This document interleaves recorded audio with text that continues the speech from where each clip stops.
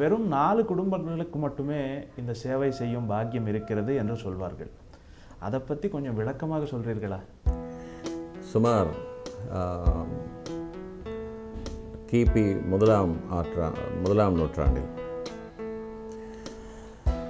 திருமலைக்கு அருகில் உள்ள ஒரு கண்ணன் சன்னதியில் பூஜை செய்யும் கோபிநாதர் என்ற வைகானச அர்ச்சகருக்கும்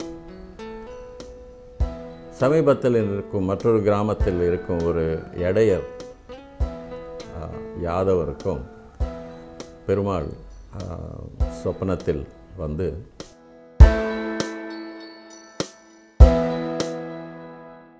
அதிலிருந்து இந்த கோபிநாதர் என்ற வைகானச அர்ச்சகருடைய வம்சத்தில் வரும் அர்ச்சகர் மட்டுமே சுவாமிக்கு ஆராதனை இன்று வரை செய்து கொண்டிருப்பதாகவும் நமக்கு ஆகம சாஸ்திரமும் சரித்திரமும் கூறுகிறது. நீங்கள் சயின்ஸ் படித்தவர், ஒரு மாணவராக நீங்கள் சயின்ஸ் படித்தவர். ஒரு சயின்ஸ் படித்த மாணவர் ஒரு பிரதான அர்ச்சகர், இதை பற்றி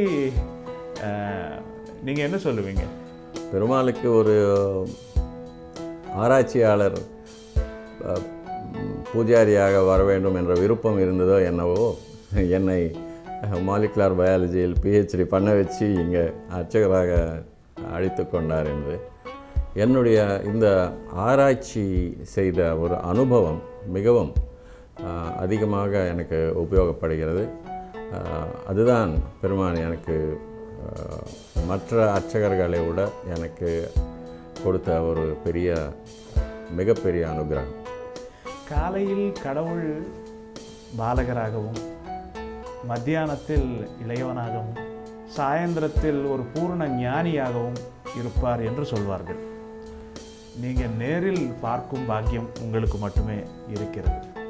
காலையில் பாலகனாக தரிசித்த பக்தர்களுக்கு நல்ல ஆரோக்கியமும் வித்யையும் அறிவும் கிடைக்கும் என்றும், மதியத்தில் சேவிக்கிற பக்தர்களுக்கு நல்ல சௌக்கியமும் நல்ல கீர்த்தியும் புகழும் கிடைக்கும் என்றும், சாயங்காலத்திலையும் இரவிலும் பெருமாளை தரிசித்த பக்தர்களுக்கு நல்ல ஞானமும் நல்ல மரணத்திற்கு பிறகு நல்ல நிலையும் அனுகிரகிக்கப்படும் என்பதும் ஆகம சாஸ்திரமே சொல்லுகிறது.